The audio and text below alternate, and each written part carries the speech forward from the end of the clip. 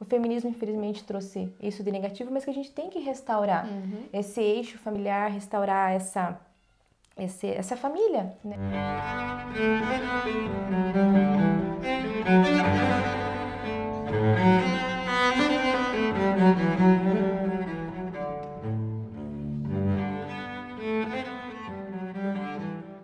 Olá, meu nome é Larissa e estou aqui com a Andressa. Nós somos colaboradoras da Casa Pro Vida Mãe Imaculada e estamos falando sobre o feminismo. E hoje a gente tem uma continuação do assunto que a gente já tratou no último vídeo, que a Andressa vai começar aqui pra gente.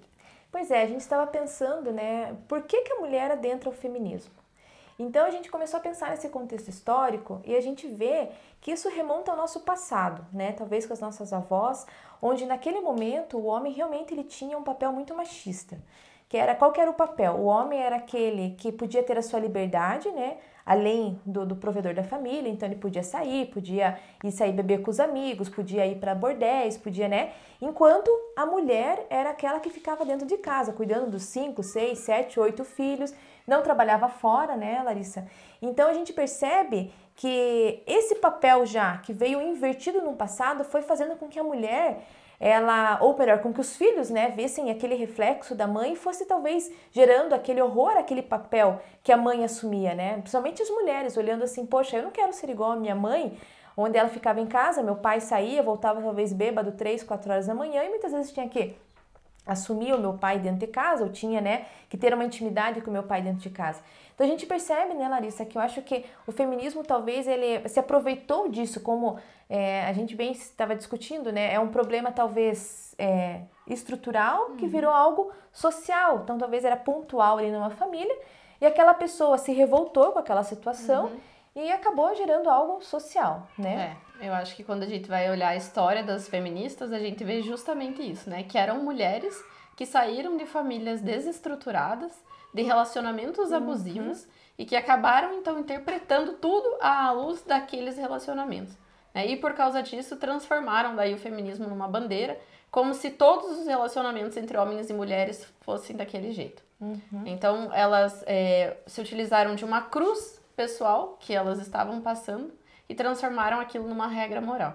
Então a gente compreende o fato de que muitas mulheres buscam o feminismo porque estão às vezes num relacionamento familiar ruim, estão com um pai, o papel masculino muito ruim dentro de casa, depois acabam encontrando às vezes um parceiro igualmente péssimo, né, e acabam encontrando no movimento um lugar para fugir, né? Então, quem é que vai me apoiar diante da situação horrível que eu vivenciei dentro de casa, que eu vivenciei com meu parceiro? Quem é que vai me socorrer? E elas acabam indo pro feminismo porque ele aparece como essa resposta, né? De que, olha, vem aqui que aqui a gente vai te acolher. Então, é compreensível que as mulheres vão para isso porque o outro caminho que seria o caminho correto, né? O caminho que Cristo apresenta, é um caminho muito bonito, mas é um caminho árduo.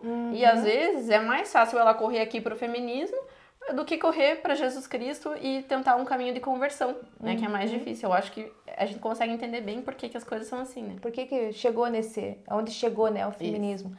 E hoje acho que o que a gente percebe são justamente as famílias colhendo os frutos negativos disso, né? Porque daí a gente vê mãe fora de casa, o pai fora de casa, as famílias desestruturadas. E quando eu percebo que as mulheres, elas estão começando a cair a ficha do seu papel de mulher e querendo talvez retornar, aí a gente vê aquela questão assim, primeiro, não que os homens sejam culpados, longe disso, porque eles também foram inseridos nessa cultura, mas aí a gente vê que o marido fica meio preocupado, né? Como assim você quer voltar para casa, né? Mas e como é que vai ser? Porque o homem também, ele foi acostumado, eu digo, acho que talvez essa nossa geração, né? Onde os homens também foram acostumados com mães trabalhadeiras, com mães fora de casa. Então, se a mulher, ela tende a querer voltar para um perfil mais família ou querer estar um pouco mais de casa, para o homem também acaba sendo algo assustador. Porque ele pensa, não, mas você dentro de casa, não, a mulher tem que estar lá fora, a mulher tem que produzir, não tem que estar aqui, né? Então, a gente vê que o feminismo ele foi se espalhando nesse sentido, né? Outra coisa que a gente vê também, que por mais que talvez os homens, existem, né? Claro, homens cavalheiros, homens que querem, né? E a gente vê que as mulheres que talvez tiveram esse passado um pouco complicado com relação às relações familiares, quando encontram homens que realmente querem serem homens, no sentido de servir, no sentido de até dividir, né, não dividir, mas de pagar uma conta para elas já não querem, né? Porque parece que mexe com o ego delas, assim. Né? Parece até uma ofensa, né? A capacidade e o poder que ela pode demonstrar, né? Então, os relacionamentos, eles vão sendo construídos nessa base, né? E é por isso que eu acho também que a gente tem que ter algum cuidado na hora de abordar esse tema, porque muitos casamentos existem nessa base, né? Então, quando você fala e apresenta as consequências do feminismo, não é como se então você tivesse que terminar aquele relacionamento e jogar o bebê com a água do banho, né? Então, assim, claro, as dificuldades vão aparecer, mas esse esclarecimento é que deve ser buscado para que os dois vão entendendo, né, o que aconteceu, por que eles foram educados dessas formas, né, e por que o feminismo entrou tanto na realidade dos dois, enfraquecendo a feminilidade da mulher e enfraquecendo também a masculinidade do homem. Então, tentar refazer esses papéis para que eles compreendam e aí retornem a ser o casal, aquilo que a gente estava conversando, né? Exatamente, né, de ser justamente, do casal ter aquela noção de que eles são né?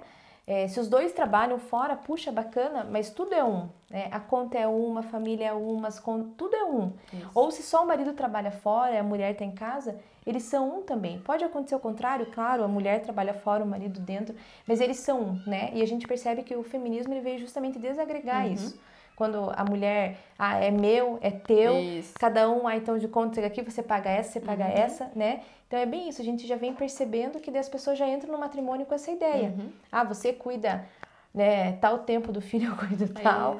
Então a gente vai percebendo que o feminismo infelizmente trouxe isso de negativo, mas que a gente tem que restaurar esse eixo familiar, restaurar essa família, né? Esse núcleo familiar, para justamente nós possamos ter crianças saudáveis, crianças que cresçam no ambiente familiar. Né? Eu acho que o que a gente tem que buscar é justamente romper esse ciclo, né?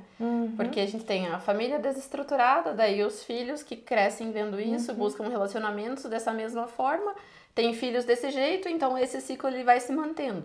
E a gente tem que de alguma forma tentar quebrar, certo? E a forma que a gente encontrou e que a gente está tentando aqui é justamente o estudo e o esclarecimento. Né? E os casais que estão passando por essas situações que tenham essa abertura também. Né? Às vezes as mulheres talvez procuram, porque já diagnosticaram que tem alguma coisa errada e procuram. E que o homem também esteja aberto a entender o que esse movimento causou nas vidas de todas as famílias.